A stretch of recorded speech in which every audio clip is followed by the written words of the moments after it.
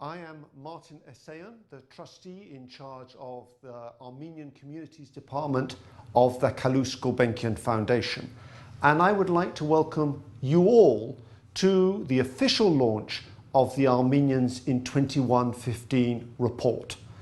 I'll explain in a moment who you all are, but first a bit of context about the report.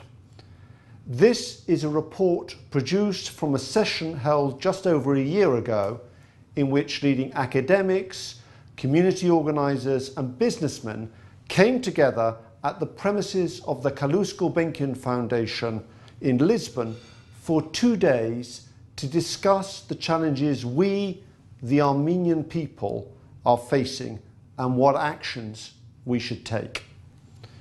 We believe it was the first time that such a group has come together from many different community and intellectual dispositions to address these issues in a structured way.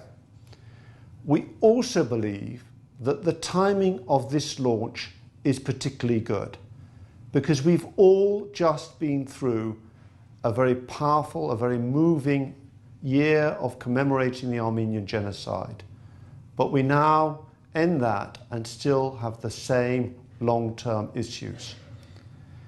It was to encourage this long-term thinking that we called the session and the report Armenians in 2115. It was not a typo, and nor did we think that we could plan 100 years ahead.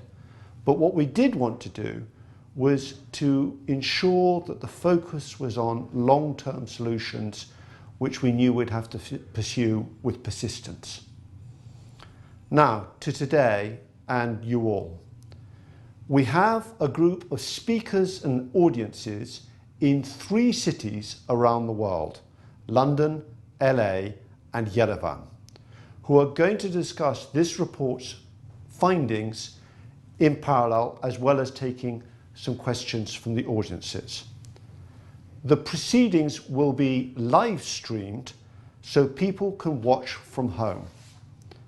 And this live stream will switch between the centres and the centres will be able to watch each other on that live stream as well. We're going to start in London, and then after a few words from Dr. Razmik Panossian, who's the director of the Armenian Communities Department and really the creative and courageous genius behind the event and this launch, we will go to LA for 5 minutes in which they will introduce the speakers there, the audience and what topics they want to discuss. The audience in London and Yerevan will watch the live stream of them. Then we will go to Yerevan, who similarly will present who's there, the speakers, the audiences, and what questions they want to discuss for 5 minutes. And those of us in London and LA will watch them. We will then split into 3 groups to discuss the issues separately and in parallel. At 7:10 London time, 10:10 LA and Yerevan time, LA and London will stop their discussions and listen into Yerevan, who will summarise the content of their discussions for about 10 minutes. Then we will go to LA, and Yerevan and London will watch LA as they summarise the content of their discussions. And we'll finish up in London, where again we'll summarise the contents of our discussions and Razmik will pick up any other questions that remain. And I will say a very few words at the end to ensure we finish by 7 p.m. London time, 11 LA and Yerevan time. Now, just a word about the technology. There will be a delay of up to a minute whenever we switch between centres, as the signal has to bounce around various server farms in the Nevada desert before it exits from the cloud. So those of you at home, please bear with us. Go and have a cup of tea or stretch your legs. We hope that all of you in our 3 centres will participate in the discussions and that those watching on the live stream will post their comments on our website. We will extract questions from that website and comments in order that we can play them into the discussions. We've had quite a big social media build-up for this launch, and we've created, we think, quite a buzz around the world. And we hope that everyone will continue to post comments and discuss the questions after the event. It will not have escaped your notice that there's a subliminal message in this global launch and participative social media campaign. We are a global people, partly through necessity and partly through choice. And we need to link our fragmented communities using the latest communities and think with a global perspective. We also all need to participate and contribute. Only then will we find and implement solutions to the problems that we face and ensure a viable future for the Armenian people, which we all so keenly desire. And now I'd like to hand over to Razmik to present the scenarios that framed the original discussion and the questions that frame this one. Thank you very much, Martin. Thank you. I don't know if I deserve the label genius, but it seemed like a good thing to do if the technology works to link all the three cities together, major centers of Armenian population. Before I go to the scenarios, I'd just like to point out that at the end of this process, of this seminar, global seminar, we are going to have questions from our audience, virtual audience, who will be listening in. And I will try to bring some of those questions and ask the panelists. In fact, this process of submitting comments has already started, and we had received scores of comments on our website. And I would just like to point out a few of these in order to demonstrate the type of issues that people are concerned about. For example, Irina Grigoryan says that there is so much room for improvement. First of all, it would be interesting to discuss what institutions are effective and why, and then go from there. Basically, she's highlighting the importance of doing research and analysis before decisions are taken. Razmik as well says that the biggest problem is that diaspora Armenians are sometimes too idealistic about Armenia. To understand the country, it is necessary to live there and not just to visit for short periods of time. She's highlighting the misperceptions that we often have between Armenians in Armenia and Armenians in the diaspora. Someone else, Ani Wandarian, said, point bluntly, some tough love is needed. Listening to Armenian citizens' voices and not just government and political parties. And in the same vein, Garen Badian says that Armenians in the diaspora needs to get involved in the political sphere in Armenia. Now, whether we agree with this or not is another issue, but it is a proposition that was put forth. And then after mentioning corruption and whatnot, says that the saddest thing is that people, especially the youth, want to live outside of Armenia because salaries are so low. So these are some of the ideas that we've been getting. They highlight the civic engagement issues, as I said, needs of research, economic and political matters, etc., etc. So let me very briefly go through the 5 scenarios which are in the book here, and you can obviously read them. So I'm just going to say a couple of lines about each. The first one is about Russia's influence over Armenia. The seminar participants felt that this is likely to increase in the foreseeable future, although Armenia is trying to engage European Union as well and balance that dependence. With no war and no peace, the current status quo will probably continue, as I said, for the foreseeable future. The second scenario focused on Turkey, the democratic development of Turkey, or the reversal of that development. And we should note that the seminar took place in October 2014, and a lot of things have changed in Turkey since then. In some, the scenario 2 suggested that Turkey will continue to struggle between the challenges of democratic development and the tendencies of authoritarian rule. But civil society will remain rather vibrant and will be the main agent of change. And it will also be the space that will discussions of the Armenian genocide will take place. It was felt that probably in the foreseeable future, again, discussions of the Armenian genocide might become quote-unquote normal, even though the government will continue to deny it. They would become normal in academic and certain civil society sectors, of course, with a lot of reaction against it. The third scenario is the very difficult one in terms of war erupting between Armenia and Azerbaijan again. It was felt that indicators point to the eventuality of another war between Armenia and Azerbaijan, be it a war that starts by accident or planned, and this could be very damaging for obviously both countries.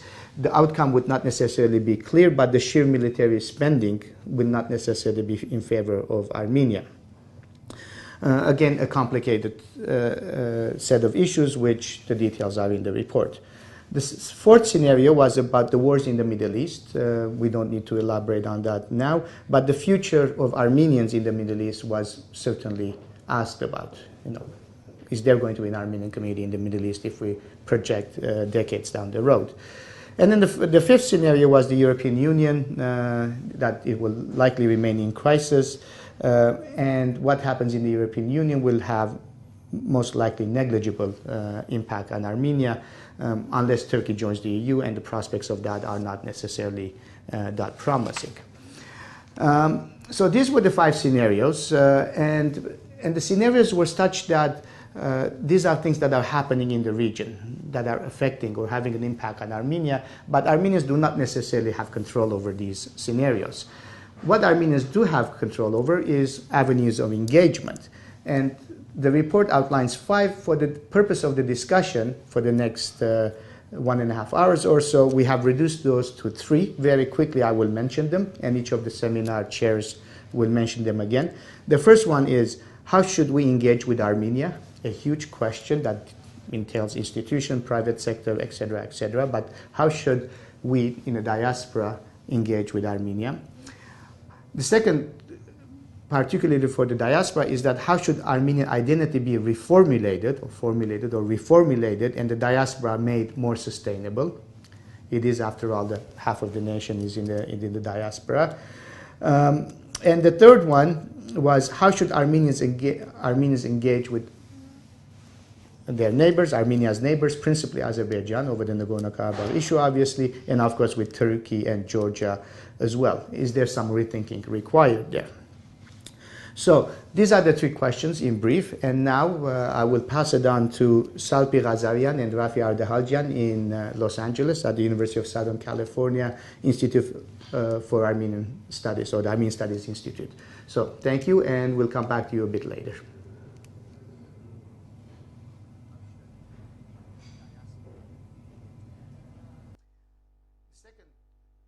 Particularly for the diaspora, is that how should Armenian identity be reformulated, and the diaspora made more sustainable?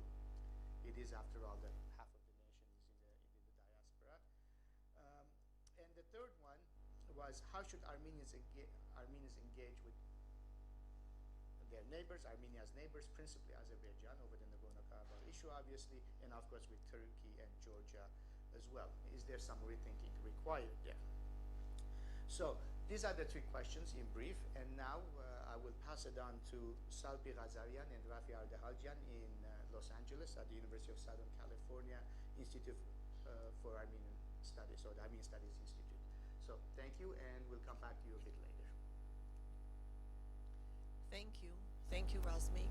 Thank you, Martin, for being able to have done two very important things, both for convening that first group and also for daring to pull off this technological experiment.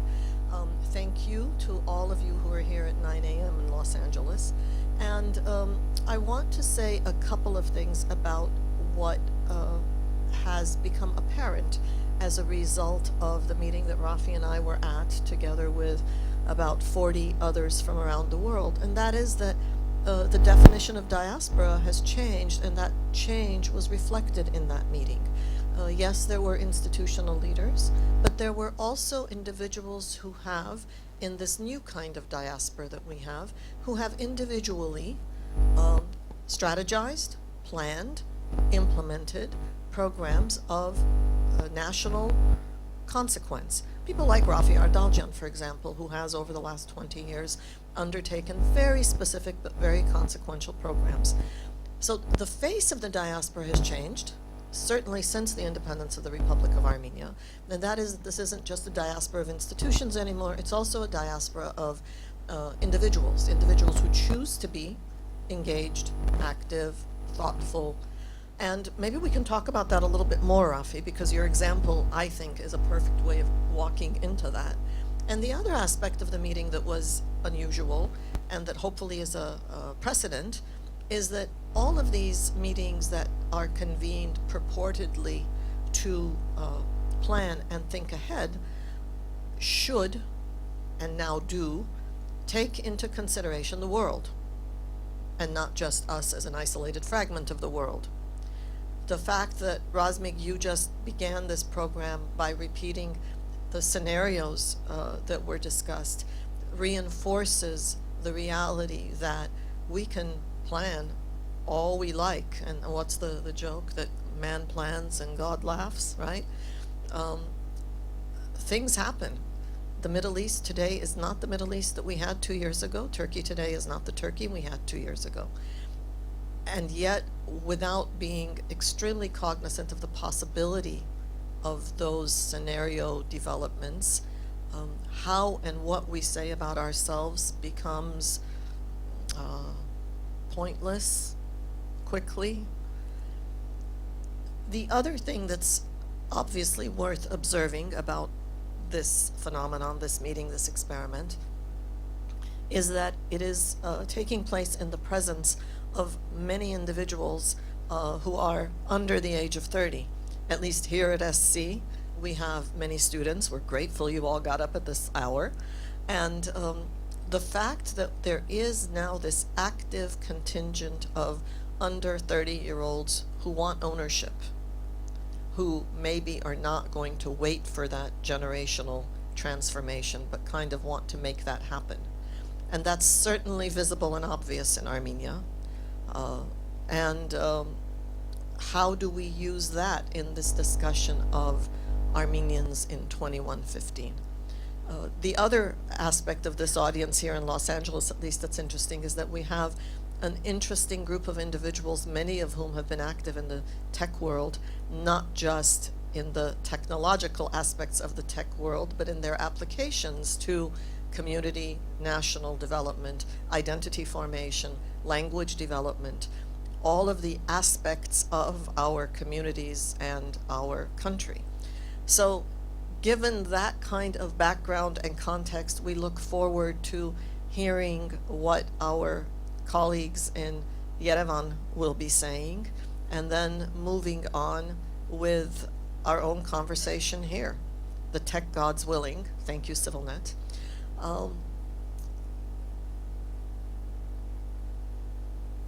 Raffy, do you want to add anything to where we want this conversation to go, or shall we just wait for our Armenia friends to kick in? I think we should wait for some. We should say that the constituency of those who convened in Lisbon in October 2014 was from all over the world, and there were several others from Los Angeles who were not able to be here today, which is why our panel here is slightly smaller than the panel in Yerevan and even in London.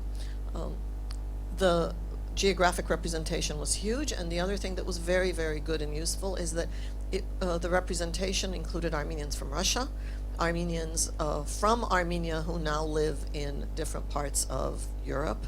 So it represented in many, many ways the variety of diaspora, or what the Gulbenkian report calls diasporas. Salpi, I would be very personally interested in seeing and exploring some ideas around the community in Los Angeles represents many.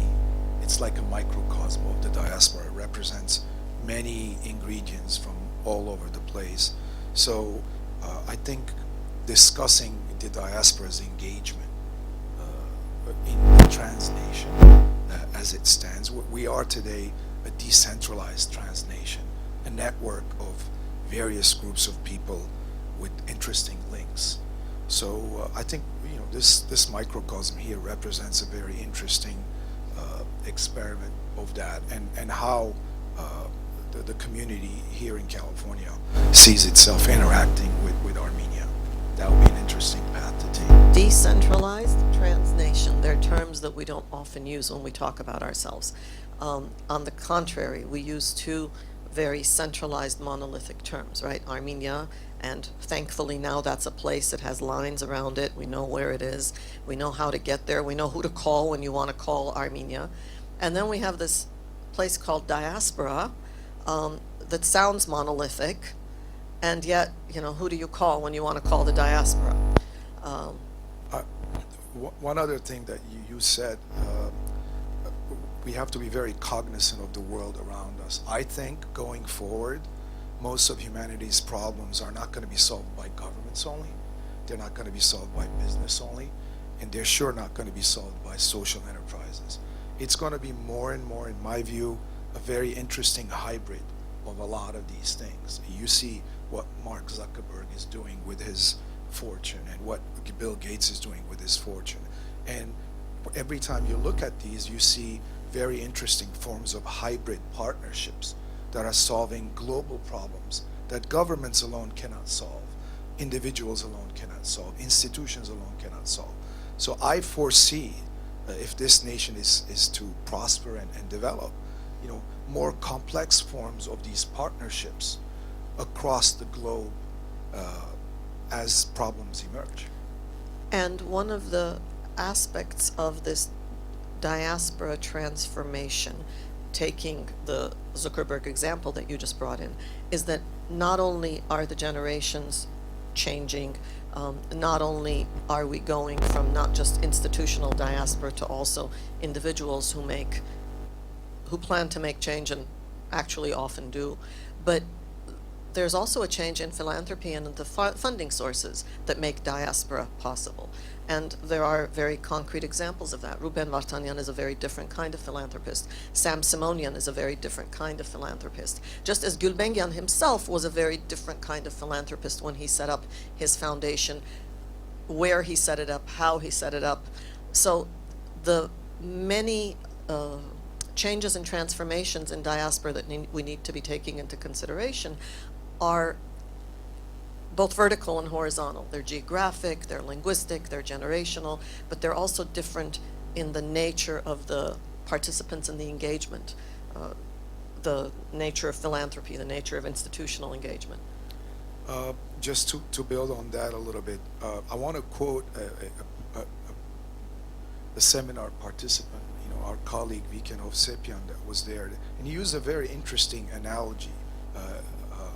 The good news is we have been a global nation for a very long time. So globalization for us is second nature.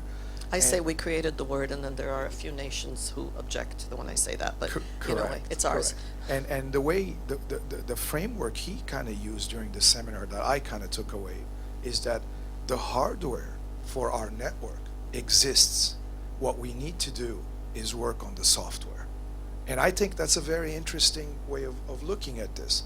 The hardware, the servers and the distributed hardware exists across the globe, from Singapore all the way to Australia to Canada. That's a very good way of putting it. Right? But we got to work on the software, which is sometimes a lot easier to do than lay out a lot of the hardware. So I'm looking forward to have a discussion about the software of our transnation.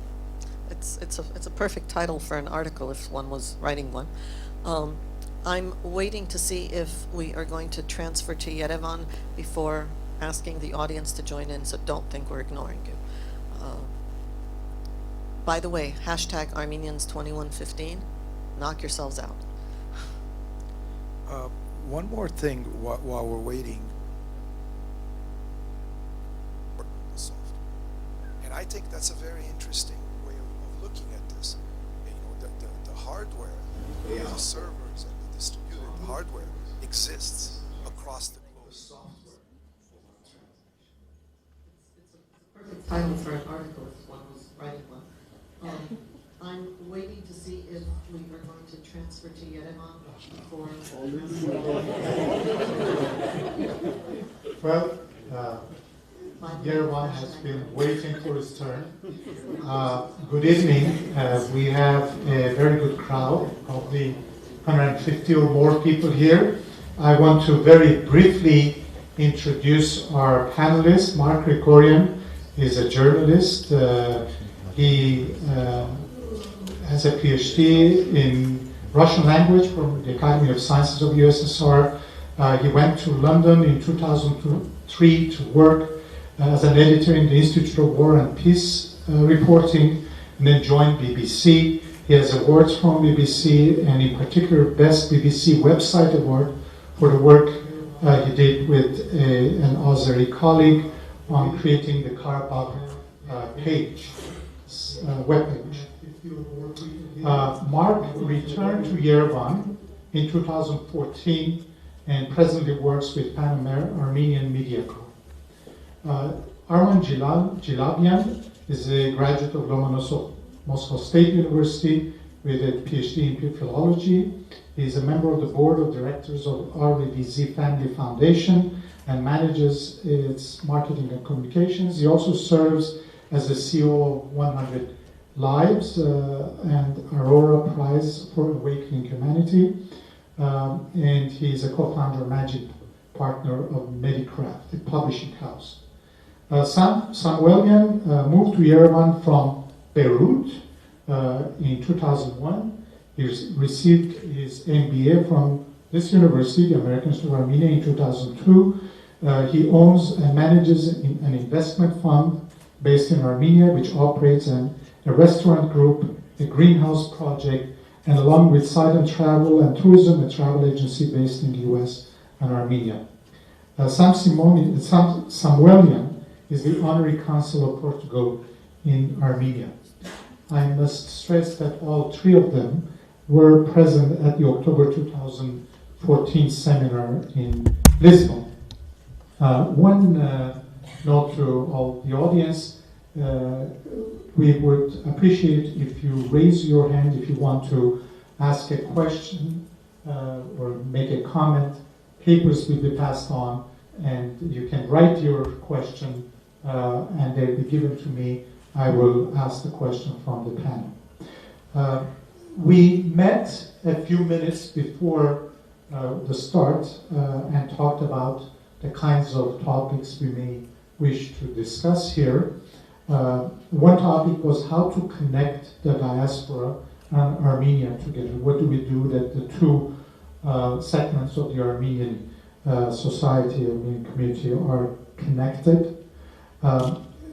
We talked about what is the role that Armenia can play in creating an Armenian identity in the diaspora that is sustainable. We discussed the absence of Iran as one of the major important neighbors of Armenia and the importance of discussing Armenian-Iranian relations.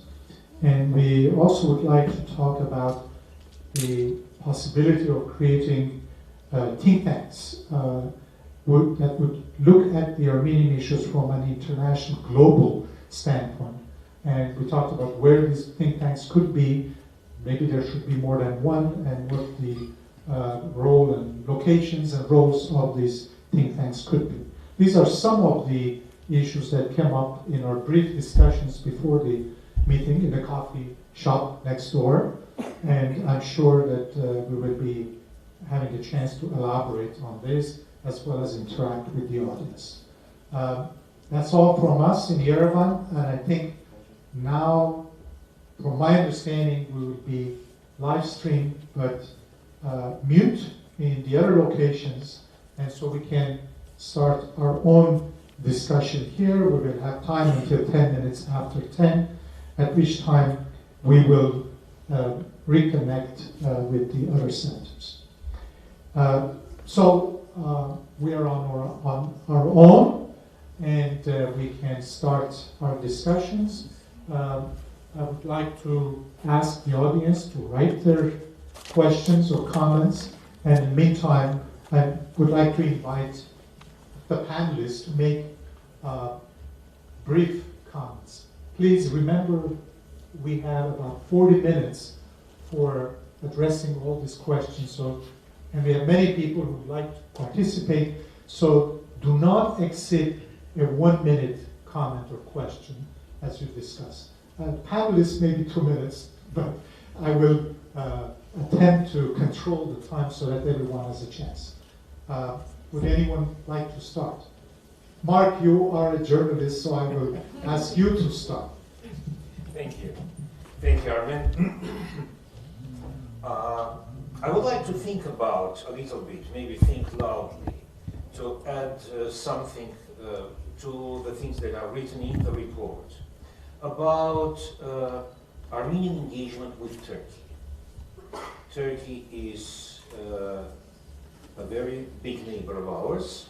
Turkey is the neighbor with which we are in a conflict which continues for 100 years, and this is a neighbor with which we need very much to be engaged. And actually the report is very detailed about that. The report is answering to the question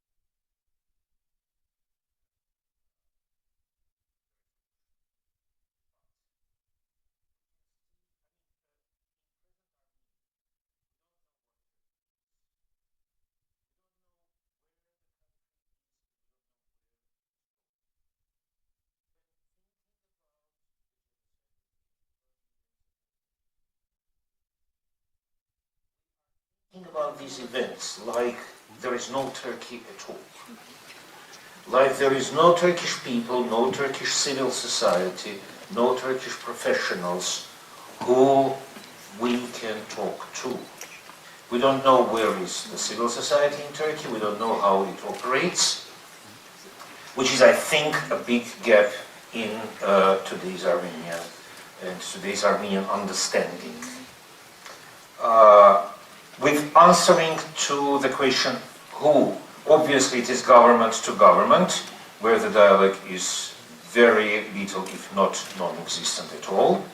It is the civil society to civil society. What I would like to stress is also the need of talking professionals to professionals, and there is a very good example of that, which is the group called WATS, which used to exist in the United States, and it was the workshop for Armenian Turkish studies. And there was a little group called PATS, which was the project for Armenian Turkish studies, organized in London, and our colleagues in London, some of our colleagues in London were engaged in the existence and activities of that group. These were, the American group was the group of historians, and it played a huge role in why now many Turkish intellectuals are openly saying the G word, and are openly saying, yes, it was a genocide and we have to do something. This was a very good example of how professionals can talk to each other and how they can come to a common solution. I have no idea why can't Armenian teachers talk to Turkish teachers, doctors to doctors, you know, and professionals to professionals, artists to artists, after all. Last year, Tigran Mansuryan's work was played in Istanbul, and the work was commissioned actually by the Istanbul Music Festival, which was a very important step. Will we follow that step? Will we continue engagement? Will we continue pressing on this engagement and the Armenian issue and the Armenian point of view. It's up to us. So I think I've exceeded the 2 minutes. Sorry. Sam and Arman? Well, we certainly have a lot of emotional baggage being Armenian. I mean, when we say Armenia, automatically names pop up. Is it about the genocide? Is it about the war in Karabakh? Is it about our neighbors? Is it about the diaspora? Is it about our engagement with Russia, with the EU? It's difficult to narrow it down to one topic. And one of the aspects that is close to my heart is engagement with Armenia itself with regards to the diaspora. As we were discussing earlier, based on some figures, around 80% of diaspora Armenians haven't even been to Armenia yet. I mean, talk about potential for engagement. How does one engage with Armenia? Well, one thing for me is certain is that we need a strong Armenia to move on to the next century, 100 years from now. Do we engage it economically? Do we engage it intellectually? Do we engage it supporting its different NGOs? All of these are aspects that we can engage in, as long as we keep going. If we have institutions like AUA, like TUMO, like Birthright, that can open channels, safe channels, let's say, so that people can use them as tunnels to go in and see the light at the end of the tunnel, that is definitely a way to start. And then specific organizations that people interact, like doctors and engineers and other professionals, we see the country growing year after year on solid foundations. Now, who will engage it, when we will engage it, this is a difficult part we're looking into answer. Yeah, thank you very much. I just want to tell about very important discussion that was in Lisbon, not being part of separate section, but combining and joining all of them. And this is the issue and the sense of ownership, or the absence of ownership. If or we as the Armenians, doesn't matter in Armenia, Artsakh, or in diaspora, do we feel, do we act, do we understand as the owners of the global Armenian world? As the owners of the global Armenian world. Do we understand that the 13th century manuscript here in Matenadaran is my and Sam's manuscript, not someone else's? That the church in Singapore is actually our church, my own church in Singapore. Or the problem in any part of Armenia or diaspora is our own problem. For whatever reason, or there are many reasons, and there are psychologists, historians, and many others can give different answers, we lost the sense of ownership. And specifically ownership for our destiny, ownership of our life, and probably altogether the most important thing which we need to do and understand as a nation, different parts, is that we own our world, we are responsible for this world, and even maybe viewing this, the Armenian world as, sorry for being straightforward, but kind of a joint stock company, and depending what's your input, that's the size of your stocks. If you know 2 Armenian languages or 1 Armenian languages with 2 dialects, your stocks are bigger. If you do project with Armenia or you live in Armenia, your stocks are bigger and higher. So the sense of ownership is the key thing which was discussed in Lisbon, and I really would want this discussion here on or in the other sides. Thank you all.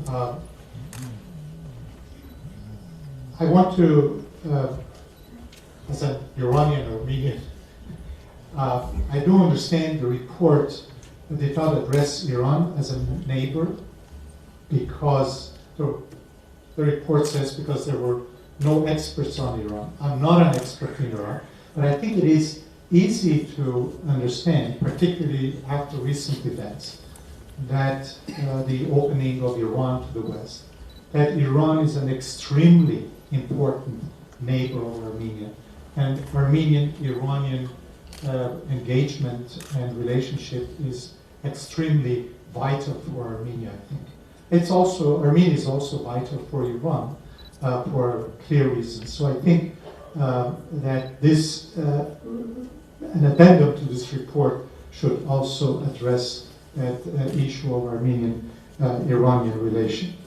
Let me start by reading one comment and see how our panel members may want to react to this. I think the comment is meant as a criticism of the report. It says, the report is called Armenian 2015, but it's built on the premise of geopolitics, real politics. Meanwhile, people in Davos World Economic Forum are discussing fourth industrial revolution, singularity, artificial intelligence, and so on. Want to react to this comment? Yeah, if I may, I would say bravo. It's an extremely important comment, but probably there is a road to go to any discussion and knowledge. And there is some important things that you have to understand now to start thinking about this. So probably the next discussion here in Yerevan, in LA or in Lisbon, should be closer to the world agenda and to the topic.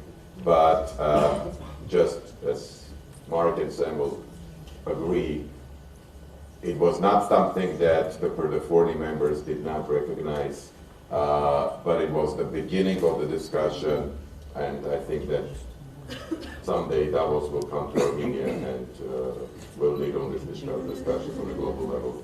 Well, I think, if I may add a couple of words, I think it's a very legitimate question, but the question lies in a different ecliptic to the Lisbon meeting and to the report that we are launching today. This report is about who are we, where are we in the world, and how will we develop in the world. It's about the future. Right,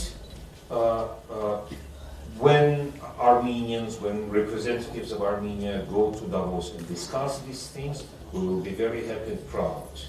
But it is a very different issue for me.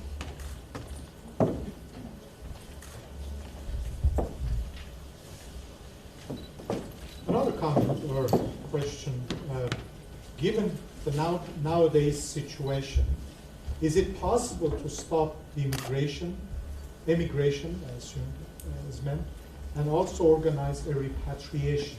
So the issue, I think I had this off. So the issue being raised is there a way to stop immigration from Armenia? This is a serious problem, obviously.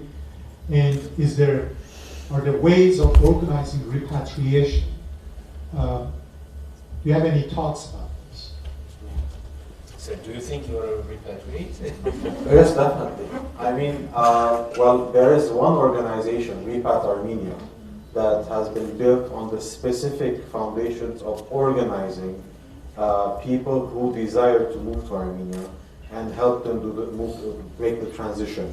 Basically, not convince people to move, but people who are thinking of moving, help them, introduce them to networks, show them what pitfalls might exist, and so on.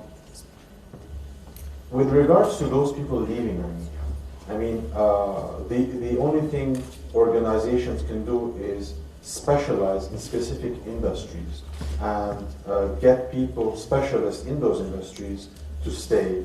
For example, there's a growth sector which is IT, obviously, and there's a deficit in Armenian experts in that industry.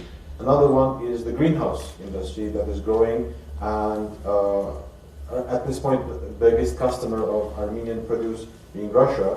It might be temporary. However, these are sectors, the growth sectors that can attract people from abroad and get people to stay.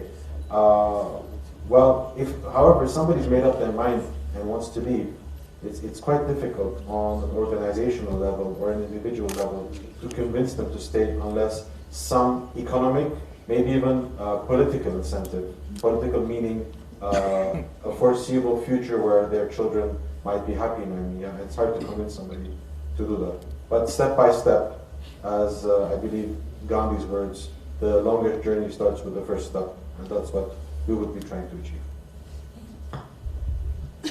Here's another comment. It says, were there any representatives from the Armenian government at the meeting in 2014? the President's Office, National Assembly, Judiciary? If not, how can we have a conversation about Armenia and Armenians in the absence of those who hold the levers of power? Well, you know, when we are studying chemistry, we don't need to have all the chemical elements in the room. Or in the day.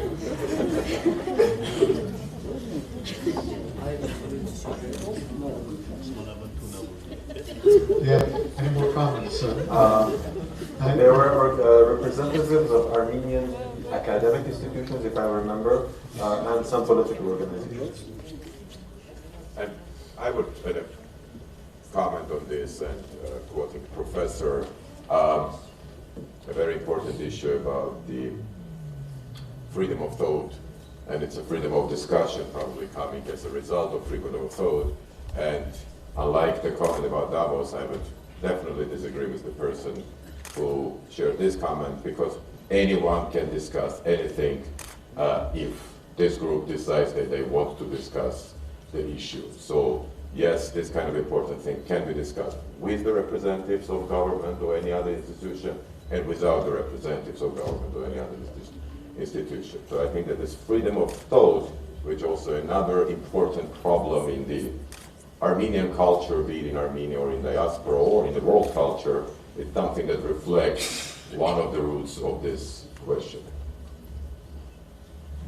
I tend to agree with you. I think it is quite appropriate, and in fact probably better, to have these kinds of discussions free from constraints and let people imagine, let people think and express, and then probably recommendations from this are somehow delivered to the government, and they then consider whether this is appropriate or not. But I think the freedom from the constraints is an important element in being creative in discussing. Says the strategic report redefines what the Armenian identity means. With this new definition, possibly leave out the highest Stansi Armenians who emigrated from Armenia last 20 years and who are fed up with Armenian government, economy, and do not want anything to do with being and acting as Armenians. With this definition, we don't leave space for them to be drawn back to being Armenian again. Well, again, if I may start again, I think, I mean, you can't stop being Armenian, really. When it is in the blood, when it is in the veins, you can't avoid that. The thing is, diaspora is changing. I mean, Armenia is changing, okay, we all see that. Diasporas are changing. We have this new wave of diaspora coming from Armenia, going mainly to Russia. Where does the Russian diaspora fit into our understanding of Armenian diaspora and world?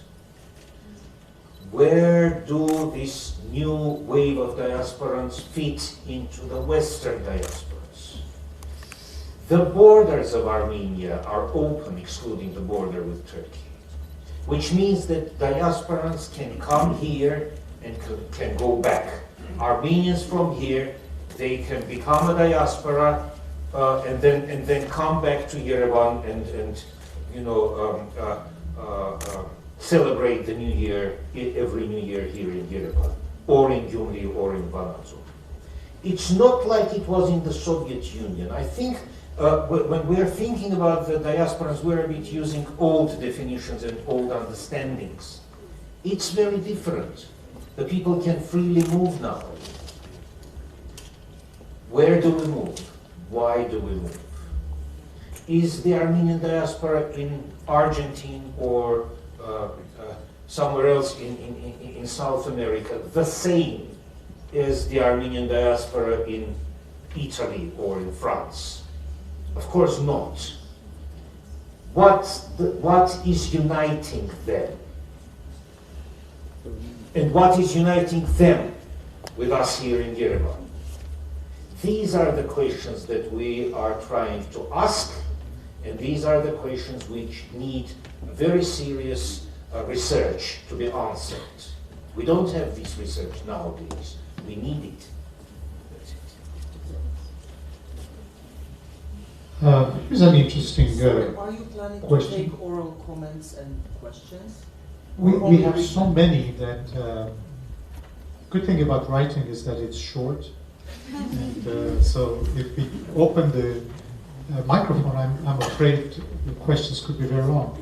It says, how to have a meaningful pan-Armenian media? There's no general space that contains various voices in the various languages of the Armenians: Eastern, Western, English, Russian, Spanish, French, Turkish, Portuguese, etc. How can the Armenian nation as a whole engage with itself substantially in the media sphere? I mean, I would like to ask another question. Do we need that? If we do, then there is the internet. And I mean, the internet gives us a very good platform to engage, to, I mean, exchange ideas, whatever. Do we need a pan-Armenian newspaper or a TV station or a news agency? We have to answer this question. Will it be viable from the business point of view, because media is business, etc., etc. I mean, me and Salpi and me, we used to work in an edition which was posing itself as a pan-Armenian. It was the Armenian International Magazine. It doesn't exist anymore. Well, as a media person myself, and it's my daily job, I would say that this kind of thing simply doesn't exist anywhere in the world. There's no pan whatever media, especially today in this world. So this, it just doesn't exist. It's just anti-media to be pan-media, and including pan-Armenian media as well. So this thing is artificial, and that's why if only thing it can be a waste of money and talent and time.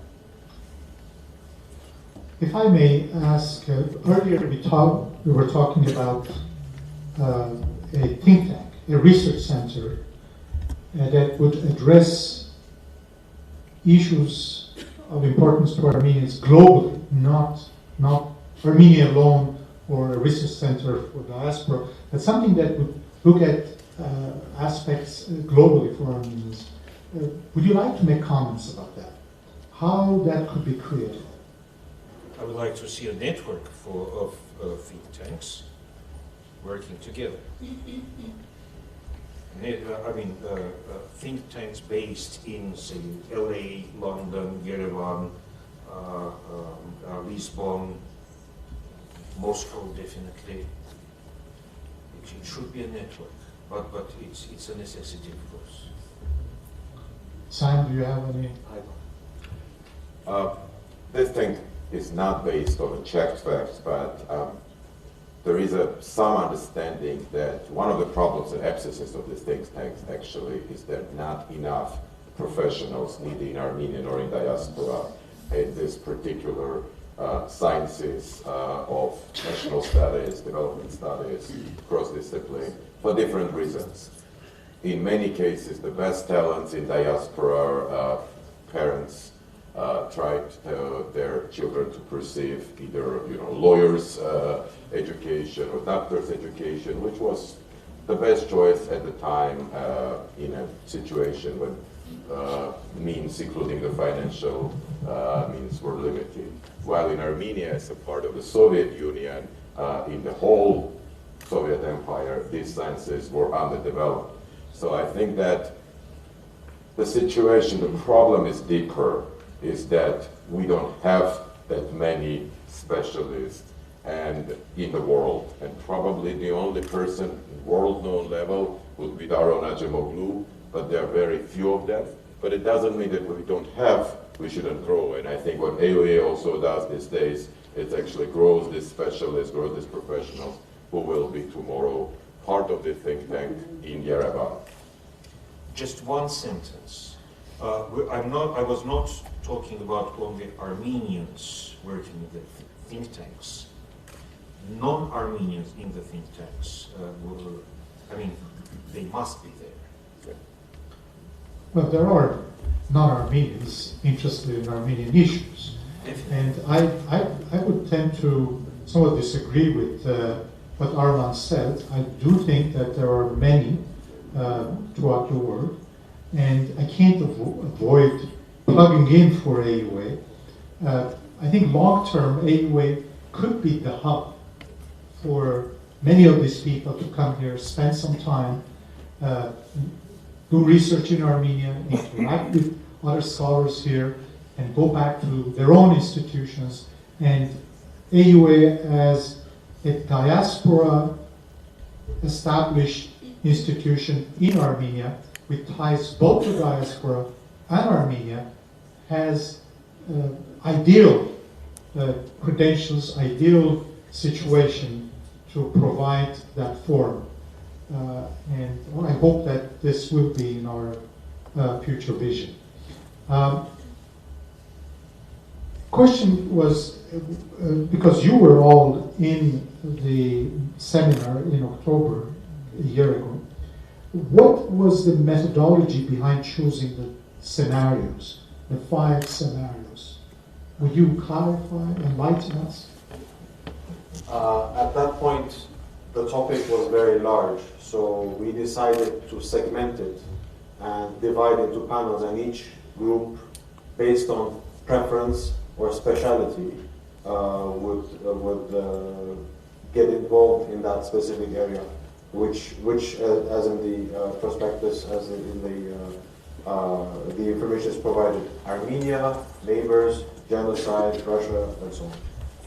And there were 7 experts, worldwide known experts, invited to the seminar, who were presenting the prospects of development, prospects of events, prospects of the future in different countries and different groups of countries. One thing, if I may add, Armen, I think that there was a similar attempt a few years ago, and rather a successful one as well, to have a similar discussion initiated by Ruben Vardanian and other people, which was Armenia 2020. Now we are talking about Armenia or Armenians 2115. And I think this change is already a very positive signal. Of course, it doesn't mean if tomorrow we do Armenia 2345, that means that everything is great and that we are prospering. But I think this courage and ability and responsibility to start thinking about the future, and the future with 100-year understanding is already a very positive signal by itself. Sam, this is a comment that perhaps you can respond to. It says,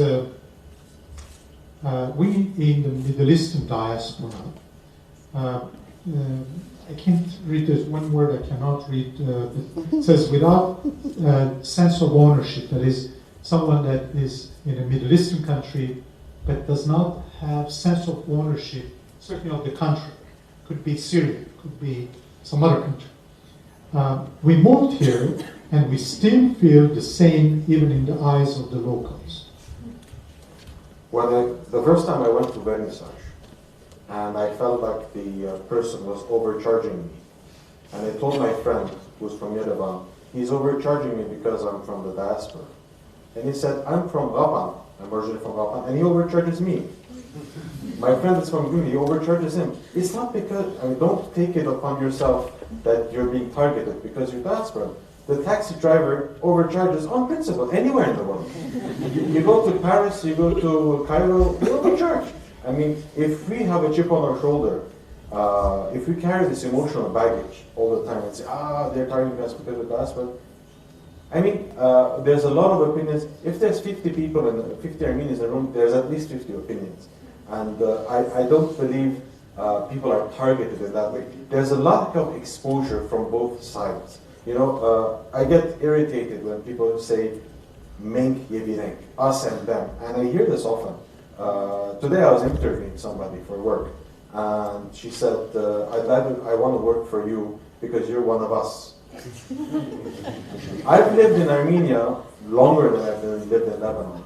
My children, my wife are Hayastansis, and I really don't think that helps us in doing this. I mean, if we manage to engage each other on an intellectual level, granted, not everybody will share your understanding, your compassion, but through time and finding the right types of friends is a right type of support system. My Hayastansi friends are the ones I go to if I have a problem that I don't understand. Similarly, in Lebanon, if I have a local problem, I go to my Lebanese Armenian friends. That would help remove the stigma of the us and them situation.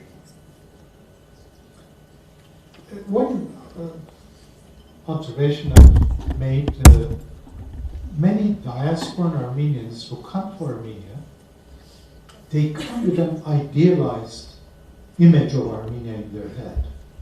But Armenia is like many other countries. It's in fact a post-Soviet developing country with high level of poverty. And so if you come with this idealized image that Armenians are not thieves, Armenians are not prostitutes, Armenians should not be doing this, should not. And when you come here and you see that you're disappointed, you're bound to be disappointed. So the problem is that for centuries, diaspora has been separate from Armenia, and over generations, an idealized Armenia has been constructed in their imagination. And when they come to reality, that idealism causes problems. And I think it's important for diasporans coming to Armenia, they have to understand this is a country like other countries, and it's a developing country. It is a post-Soviet country with a lot of baggage from the Soviet time, and with a lot of economic problems and so on. So it's very important to come in with a dose of realism and not expect this ideal situation. Armen, if I may, yes, I think that's a very important thing to touch, but to me, it's rather a matter of culture, not only the pure reality, because again, for different reasons, we, for a long period, didn't have a truly contemporary culture, which will, specifically literature, but also theater and other ways, which will, tell the real stories and have a cultural reflection of these stories. I think with the contemporary writers and contemporary literature, which starts to appear in Armenia and in diaspora, which is nothing but which is not classic at all, and this is good. With all the respect to the classic literature, this thinking, this cultural, waves will bring a better understanding. We just probably have to wait a little bit. And Mark, I'm yes. touching your sphere of expertise and knowledge, and actually would really appreciate your opinion. Yeah, well, I was smiling because the literature that is created in Armenia is created in Eastern Armenia. And many of those who we are talking about are reading, if they are reading, in Western Armenia. So, Armen, just to add to what you said, which was a very important point, as someone who lived both in Armenia and in diaspora, I can say that diaspora is also idealized here in Armenia. It's this mutual idealization, and we have to overcome it someday, some beautiful day. I'll wait for the next question. This question says, or comment, we're always discussing the issues of connecting diaspora to Armenia. But what about connecting diaspora, for example, in the US to diaspora in Russia, for example? Because as far as I personally understand, we also have an issue between different Armenian communities in different corners of the world. In a way, this also enhances or goes further than what you were saying in terms of the languages. So that's why I think the focus has to be this global view, this somehow networking and internet and live streaming. These tools are making it possible to, for example, have an event in Russia and live stream it to Los Angeles and vice versa, and maybe several other communities. Now today we are having difficulty with 3 locations, but maybe in 5 years we could do 10 locations at the same time without any difficulty and without any delay. Well, yes, and to have an event which will not be, you know, a pop concert of Raffy singers up there. No, I mean this happens already. Yeah, that's something that happens already. I'm talking about some future steps. Earlier, Sam, we were talking about how we interest the youth in diaspora to come to Armenia, and how when they come, especially at young age, they develop ties, and that how it helps create the identity, a sustainable identity. Do you want to elaborate on that? Definitely, and being involved in the tourism industry, the average age of our tourists isn't very young. From interaction with young Armenians, the level of retention, what was the rate of retention of birthright in Armenia? I think 7 is present. 8% of people coming with birthright end up staying here. And the higher number of people coming in, and more people are staying. This is a very positive way to engage people from abroad. Not only do they engage with Armenia, but they engage different people from different areas of diaspora. With regards to the previous question or previous comment as well, it's very difficult to Russian Armenians and American Armenians to interact with each other, where their common point of interaction is Armenia. I mean, sure, they can talk about Justin Bieber, but that's more of the Raffy side. Organizations like Birthright, Repat, even specialized Armenian Tree Project or different organizations that bring them here are very important to open their eyes and maybe remove the pink glasses and see what Armenia is. For me, the best scenario for a young or old Armenian, elderly Armenian to come here and be at one with the reality is when they stop crying when they hear Dudu. You know, okay, it's emotional music, but it doesn't have to remind us of painful past all the time. It could be happy. Dudu could be entertaining, it could be meaningful, and stop being emotional. So interaction is the best solution. I think you mentioned 8% stay, but the 92% who goes back, forever they are connected with Armenia. So it's not just 8% gain, but I think it's close to 100% gain. One person raises the issue of gender inequality, particularly in the Armenian government. I'm just thinking the panel and the chair are all male. And not only, it says only 9% of political bodies and in the government are women. In fact, I read the report, and the report does not address the issue of gender inequality particularly. And I think it is more of an issue in Armenia than in diaspora. It says, and there's also a second after China on sex-selective abortions in the world. These are also important issues. These are issues that I think need to be addressed carefully. Now, this report does not address these kinds of issues, but if there is a think tank, this would also be an issue. Would you like to make any comment on any of this? No, I agree with you, of course. I think it's beyond the scope of what we were discussing at this point. Of course, it's important, but I mean, it gets into the details of daily issues of Armenia, which is voluminous.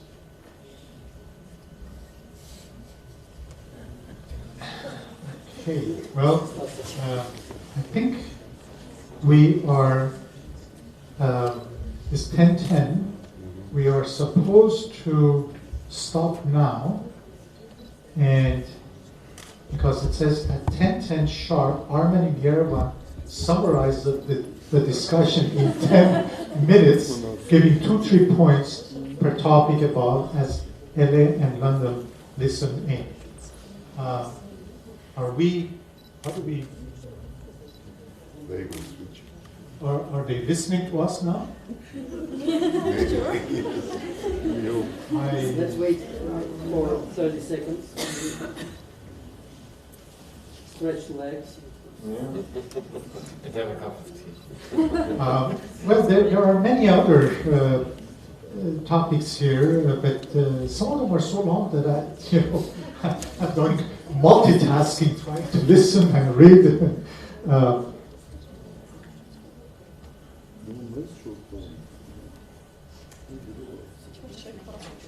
It says the report has well-defined scenarios, but they do not seem mutually exclusive. What if any combination of the scenarios happen in parallel?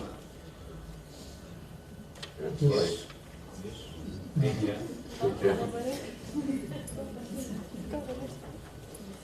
Okay, well, are we, is London to be supposed to be on topics? Yeah, there is. There are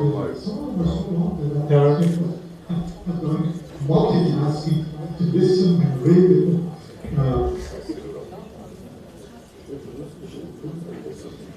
Okay, the report has well-defined scenarios, but they do not seem mutually exclusive. Summarize. Or if any combination of the scenarios happen. Why not each summarize one aspect? Yerevan, we're ready. It says the report has well-defined scenarios, but they do not seem mutually exclusive. What if any combination of the scenarios happen in parallel?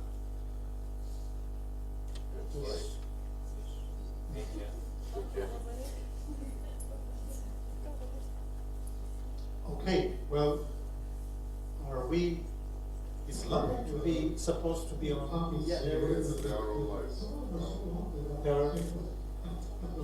multitasking to listen and read. This is when we're all going to be wrapping up each of the Okay. local conversations, I think. The report has well-defined scenarios, but they do not seem mutually exclusive. Summarize. Or if any combination of the scenarios happen. Why not each summarize one aspect?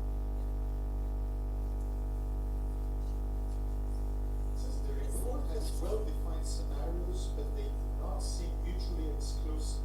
What if any combination of the scenarios happen in parallel?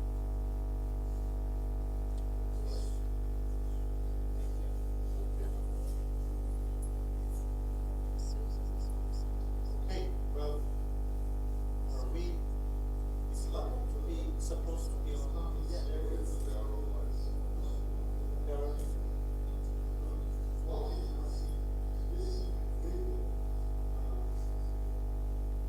This is when we're all going to be wrapping up each of the local conversations, I think. The report has well-defined scenarios, but they do not seem mutually exclusive. Summarize. Or if any combination of scenarios happen.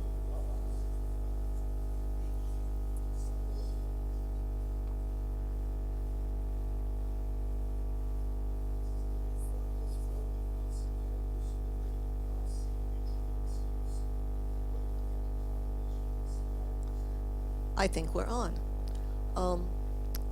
Thank you. We're back. And here in Los Angeles, we had a conversation that was, as you might expect, all over the place. Several interesting points have been made in response to some of the general areas that the report has raised and that Razmik raised at the beginning of this global convening.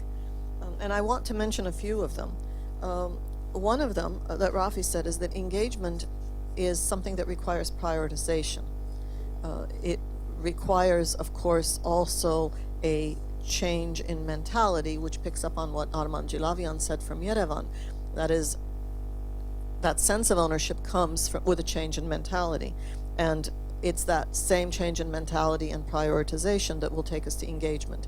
We had a little mini debate about the use of the word help in relationship to the discussion of Armenia diaspora relations, and that really it isn't about helping diaspora, helping Armenia, as it is about engaging, about finding opportunities to both give and take, to hopefully make change in the process.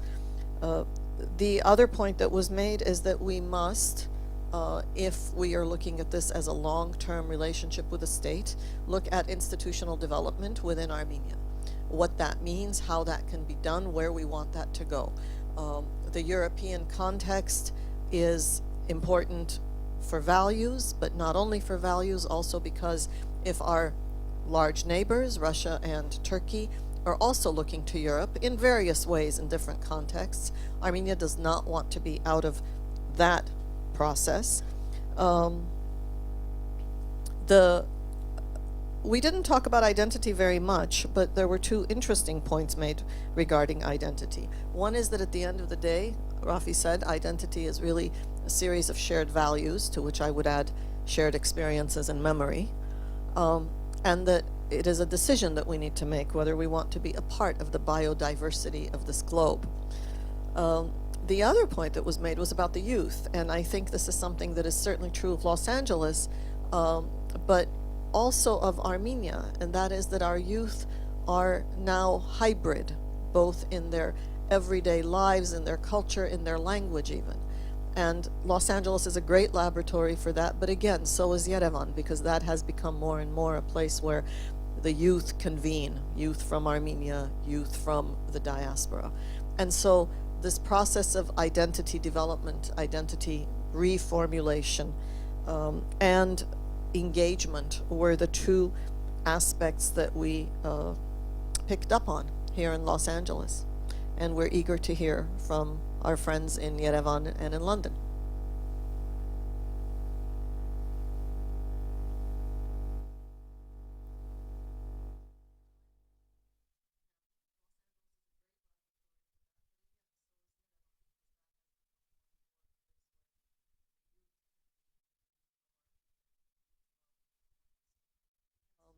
We can, if Raffy wants to add anything to the summary, or if I left anything out, feel free to set me right about what we left out. Yeah. Talk to me. Yeah, just wanted to rephrase what I said. As opposed to help, what about partner? Partner is a good word. Do we accept partner? Partner is a good word because, you know, a lot of people have talked about this, and if you jump in when you want. Yeah, I want to use a stronger word. Integrate. Integrate is a good word. Our discussion. This talking. Raffy wants to add the summary, or if I want anything out, feel free to set me right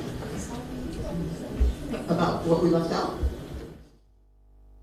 So Yes. when the help is eagerly accepted, it's very hard to break that unhealthy relationship. Does anybody want to respond to that? I think we, some of us who have experience in Armenia disagree. I think that there are many who both resent the word and the attitude with which it comes. Yeah, I think the integration and the partnership is not resented. Sometimes that's resented too, I take that back. Sometimes that's resented too, but that's okay. You had a question back there, and then And when we look at the next 100 years, we should start the 100 years from 1991 and look at the Great observation. Look at the quarter of a century of experience, missed opportunities that we have, as Richard was talking about data, and learn from that quarter of a century and look at the next 75 years. the transnation and the nodes and the professional movements. I want to and how we repeat can what you just impact. said because I'm not sure how the sound is being picked Because up. we shouldn't lose this 25 years of wealth. That this So, looking just at thinking 100 about years this, yeah. should start with 1991. Yes. Because after all, that was certainly a turning point, and we shouldn't lose these 25 years, and we should look at the next 75 in that context. That's a great observation. Richard?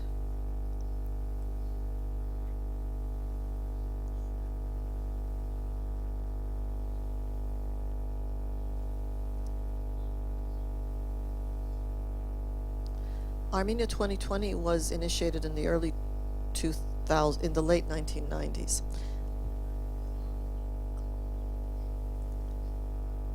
If feedback means the data and the reports, yes, and I believe they're all available online. If feedback means that the government pick up on any of that strategic support, somewhat. I mean, he's more again, optimistic. yeah, I would have said no. I participated in a few of those exercises back then, and at the time, Rupen and Nubar, you know, were really ahead of their times, visionaries in many ways, and just like this. That was a platform for thinking, and some of the stuff that came out of that, for example, all the work that's being done in Dilijan today, really dates back some of the thinking into some of those early scenarios, some of those the research that was done there. For tourism. Yerevan is ready. So we have completed our summary, and we're waiting to hear our friends from Yerevan and London. Data and the reports, yes, and I believe they're all available online. If feedback means that the government pick up on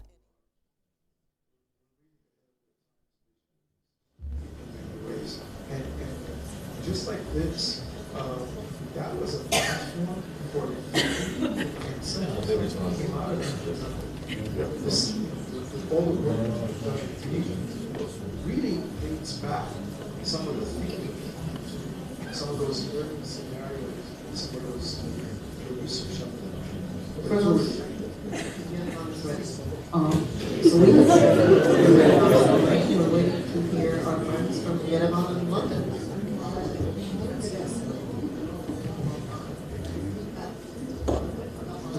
Okay, I think we are on now. So we'll ask my colleagues on the panel to each summarize one aspect of our discussion. We had very lively discussion, many questions written questions from the audience. So obviously this would be a very incomplete summary. Please go ahead, Kumar. Well, I started to talk about the ways and the need of engagement of Armenia with Turkey.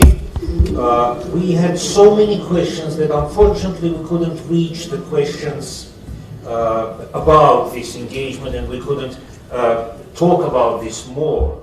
But again, I was talking about the way of engaging professionals with professionals, the civil society with civil society, and artists with artists, intellectuals with intellectuals, etc. And I mean, these are the questions and these are the issues which have to be raised here in Armenia, because when we think about Turkey, we don't know what that country is, where it goes now. Sam?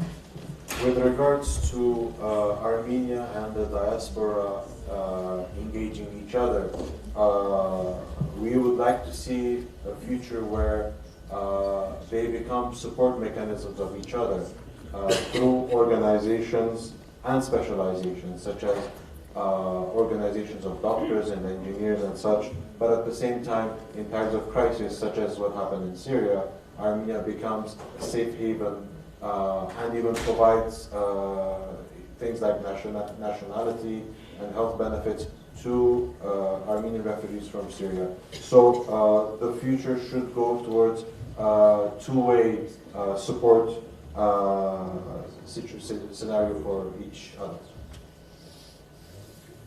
Arman? Yeah, thank you very much. I think that one important amongst many other things that we touched is that identity being a reflection and a mirror of ownership, and that an important psychological problem, but at the same time a need for Armenians to own, to feel really ourselves the owners of our heritage, of our country, of our communities, of our books and our problems. And that this kind of discussions and scenarios, one of the main motivations behind this is actually building and strengthening the sense of ownership, responsible ownership, which will lead to stronger identity and more prosperity for the entire nation. And if I may add, we talked about the need for think tanks, for research centers that would look at Armenian issues in a global sense.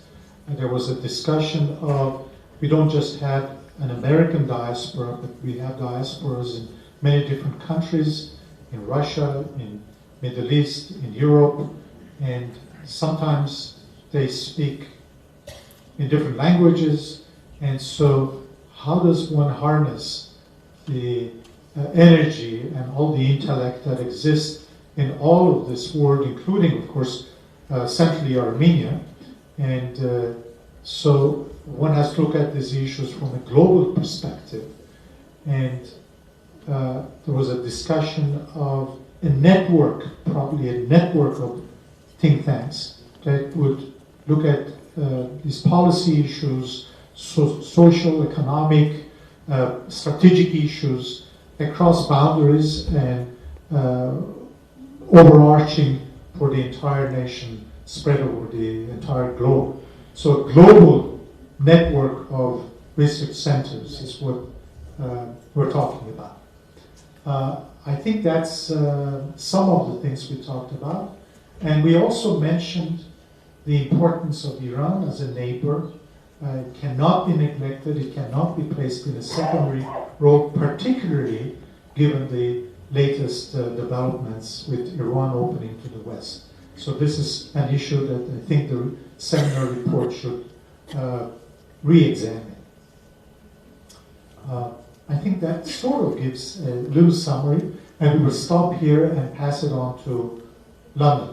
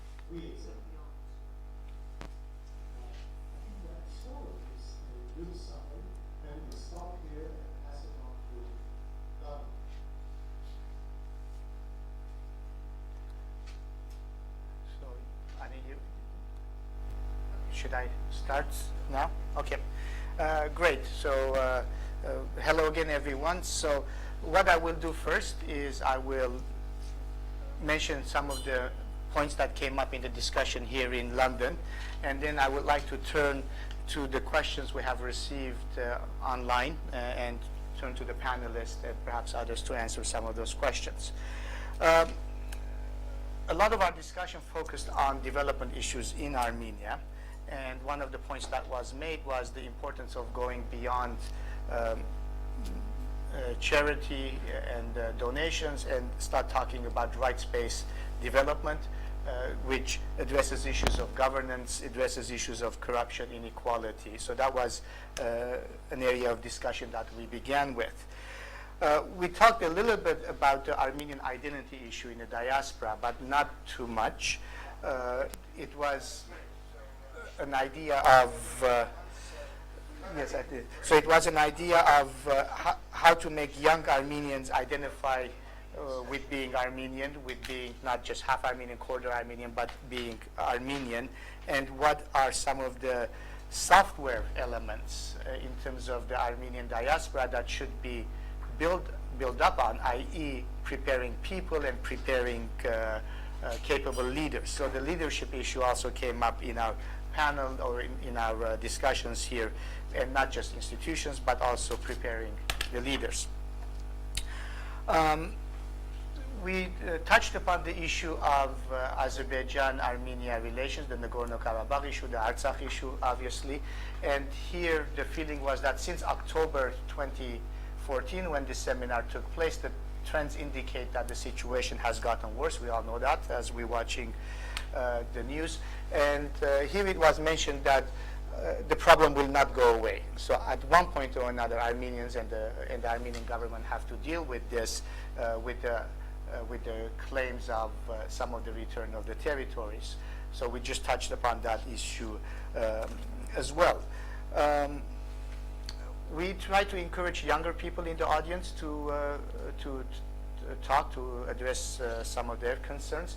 And interestingly, immediately the depopulation issue came up, the depopulation of Armenia, and how this, in the long run, is detrimental to the Armenian world. And also, I think we had, we did have some discussion regarding young people not seeing their future in Armenia. And as someone put it here, that diasporans, and then we also added that diasporans and Armenians in Armenia, especially in the regions, have PhDs in pessimism, that there is this pessimistic tendency of things never change, why should we stay here in the case of Armenia, and in the case of diaspora, why should we remain engaged? I must say that we did not have any ideas in terms of how to deal with this pessimism, but it is an area that needs to be focused on, that things are not changing and they ought to be changing.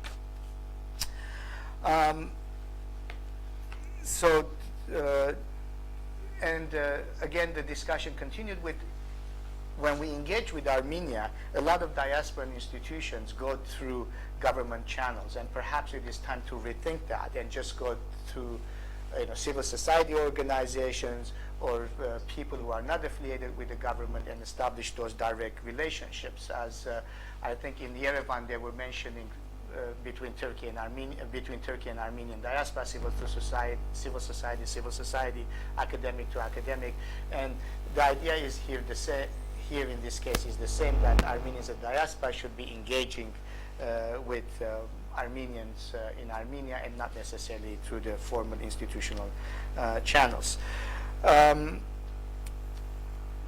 The Serpazan here also mentioned that the importance of the generational change that needs to take place. And finally, we ended again circling on the issue of how to keep young people engaged in Armenia. We ended on the point that meritocracy should be encouraged in Armenia, where people who have degrees, who have capacities, and I see people in the audience here, the younger people from Armenia in the audience here nodding as they study here, that when they return, they should be given jobs, responsible jobs, and not just jobs going to people with connections. Those were the main points that were raised. We just heard Los Angeles and Armenia speak about the main points there.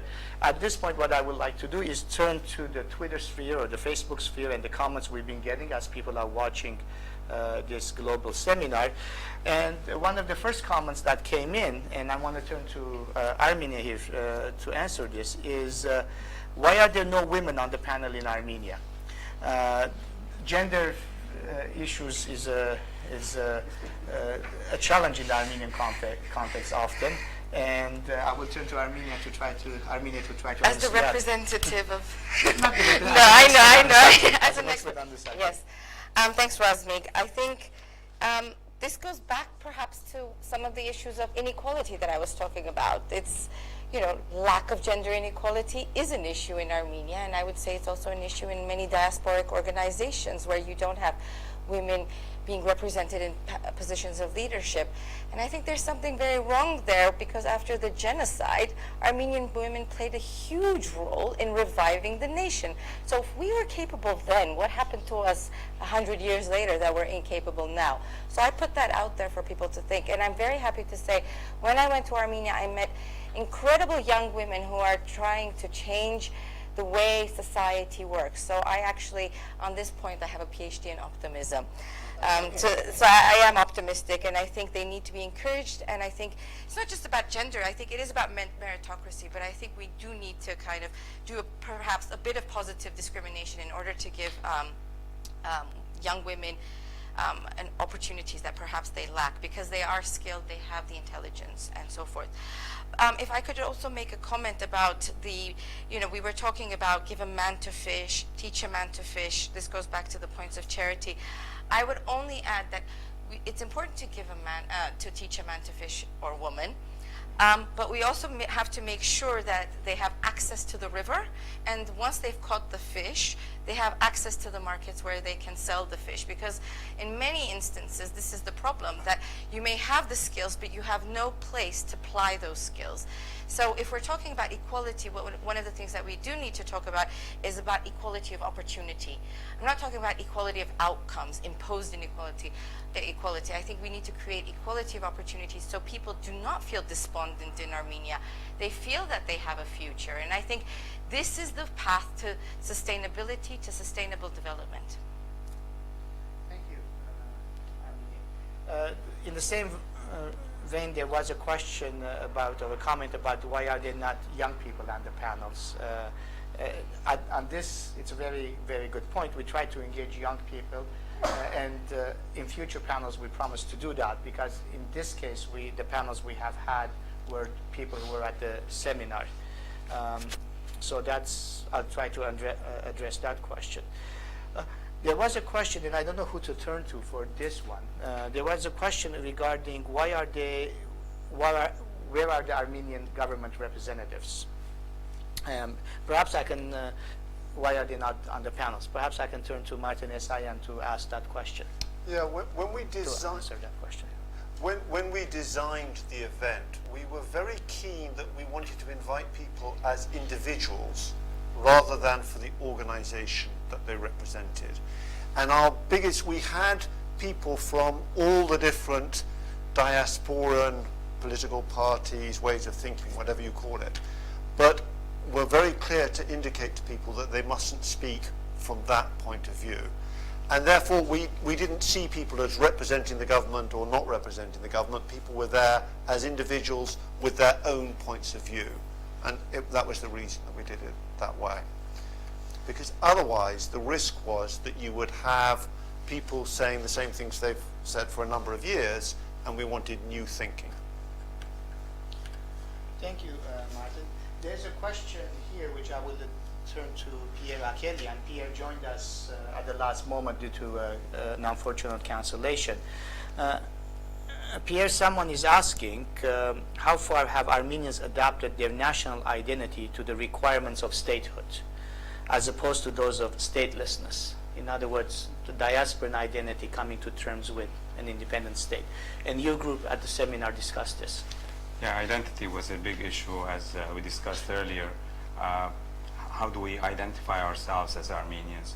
Whether the next generation will feel the same way, will they identify as Armenians? But as a diasporan, we always used Canadian Armenian, American Armenian. We never had, we never said we're Armenians.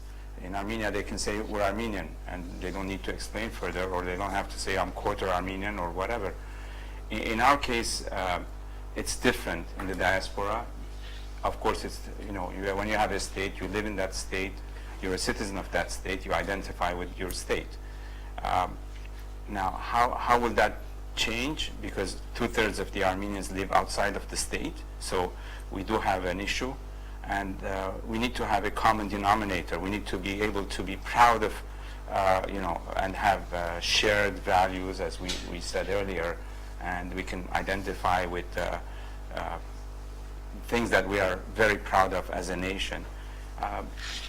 I don't know if I answered the question, but I think there's a distinct difference when you live in a state. You identify with your state, of course, nationality and state being the same. But as diasporans, we do have over time, second, third generation, we need to have more of a connection. We need to figure out ways that we can be proud of our nation and say we're Armenian when the question is asked, not hyphenated Armenians. Thank you, Pierre. Armenia, on my right here, is also getting some comments on tweet and on Twitter sphere. So I'll ask Armenia, what are you getting? Okay, well, one of the questions I think relates very much to the discussions we've had before. It's about language. And David Karapetyan, I have no idea where he is, says, would prefer this kind of important discussions in Armenian. And previously someone had tweeted, we need to talk about the preservation of the Armenian language. So maybe we could talk about that a little bit, because I don't think we've touched upon that, but it links to the identity. Another person says we should have started the 100-year planning discussion in 1991. That's the typical Armenian.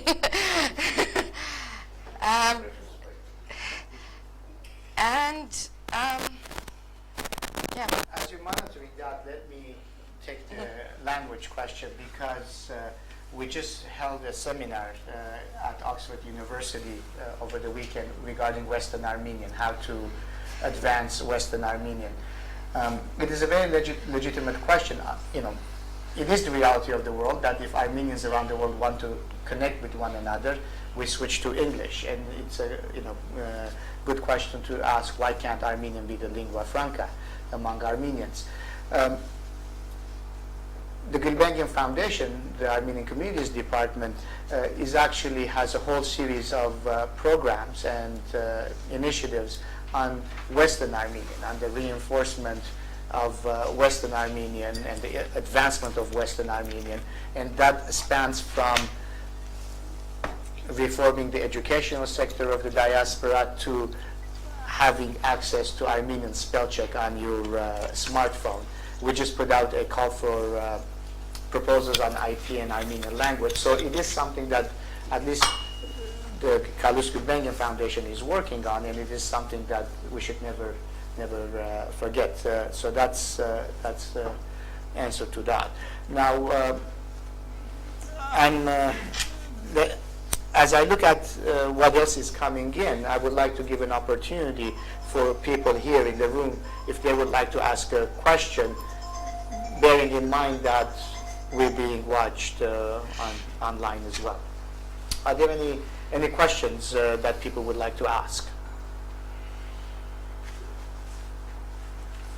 Yes, Susan, please. I wonder if in the conference before, or if elsewhere, perhaps in other places, you've talked about this issue. So you talk about how Armenia as a country engages with Turkey.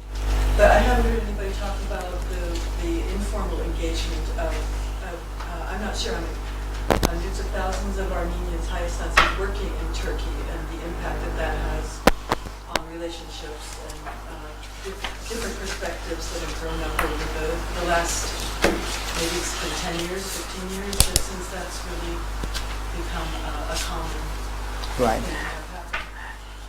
If people did not hear the question, the question is about Armenians, tens of thousands of Armenians from Armenia currently living and working in Turkey. The seminar did not discuss that. They discussed the possibility of Istanbul, of Boris being, or it was mentioned in passing, being a hub of Armenian again, or Armenian cultural production, linguistic production, but that aspect was not discussed that much. It is a very important question that we did not address. Yes, sir, Razan. Yes, I think I heard, but I'm not sure about relations with Iran. It's also a very important question. We speak about Turkey, Azerbaijan, but Iran is also not a developing country after it's one of the players in the region. I think it will be for the next 100 years and more. So, would anyone on the panel like to answer that question?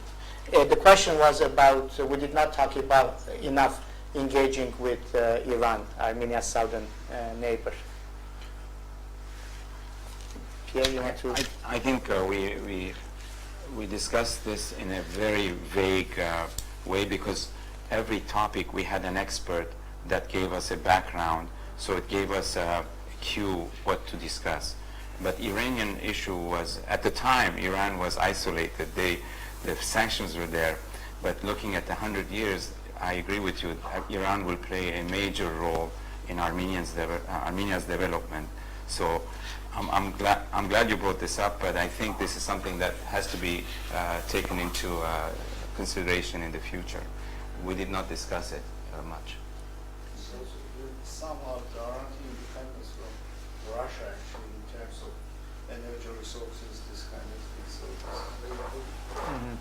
Yes, we did not discount the fact that it is a very important topic to discuss, except at the seminar we could not elaborate on it due to the lack of expertise, and we can do that in the future. No one said this is not important. Everyone said that this is a crucial relationship that should be discussed. So I understand they would like to give questions to us. As we're waiting for those questions, I will ask you to the floor to you. Yes. What is next in terms of this project then? So Armenians 2115, having this seminar across the 3 countries. What's the next step of the project? Or is this right? outcome? Can I turn to you on that? There were a number, there in the report, there were 3 areas that people said that we should think about taking forward. One was to really become a think tank and focus purely on that. And that is something which you'll understand, given the breadth of our other activities, is a long-term decision. It's not a short-term decision. We have defined our priorities for 5 years, which got another 3 years to run. We're not going to change those because there's no point in having a plan if you just completely throw it out the window after 2 years. But we will, when we evaluate our next 5-year plan, consider the option of focusing on being a think tank.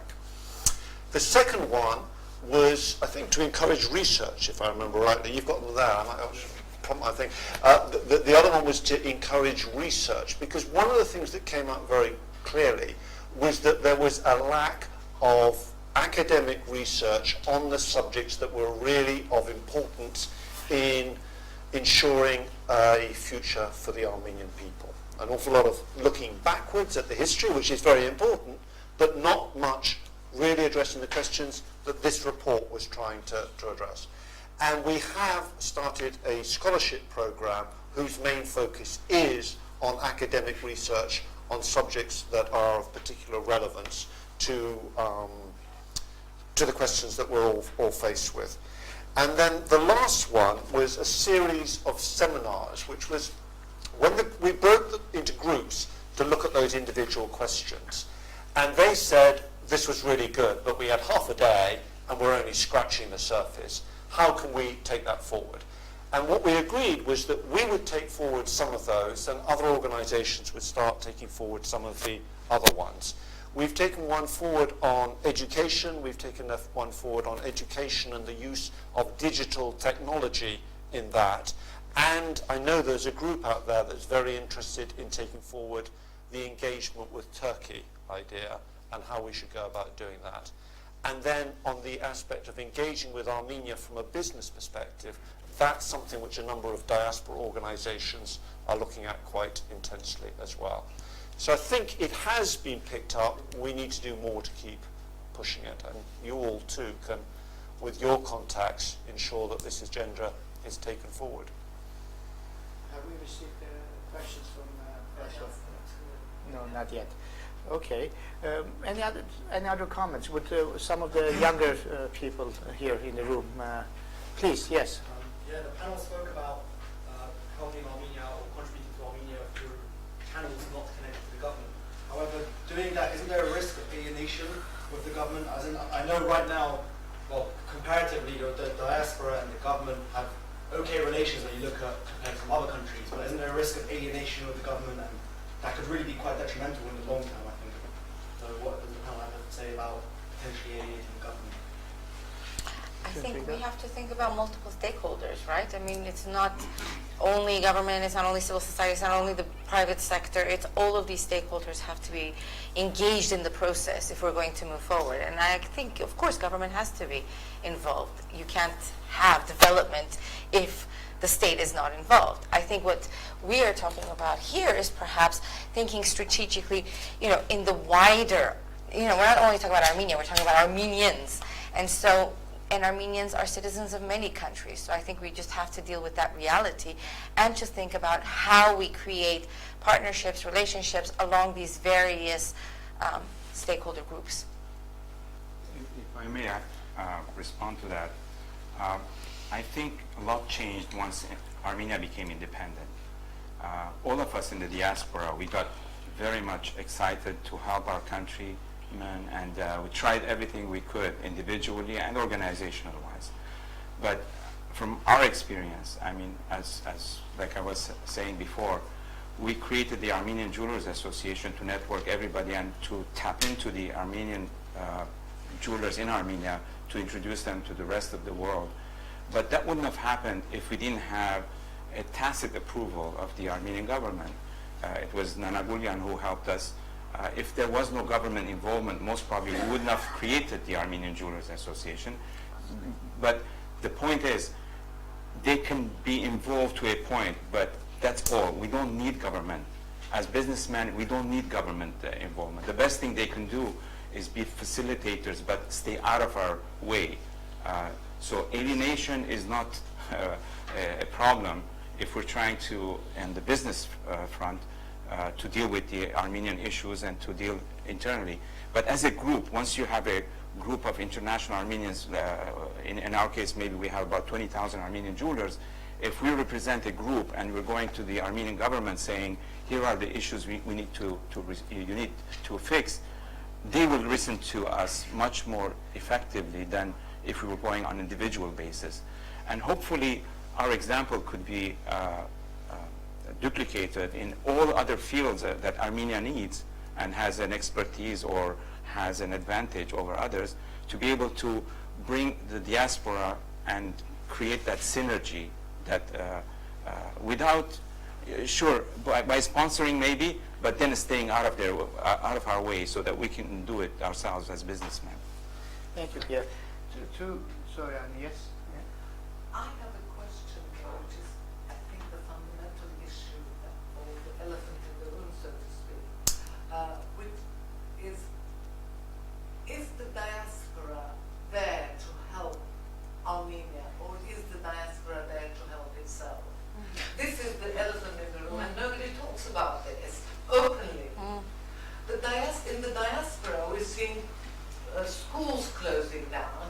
We're seeing our educational establishments starved of finance and money, and yet we're sending them to Armenia. Armenia is a state. Armenia has to run itself. It does not need it shouldn't need the diaspora. The diaspora needs itself and needs all the finance that it has for itself.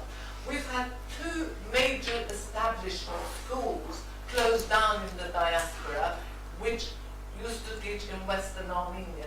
That is the greatest shame ever, to close down schools which taught Western Armenian.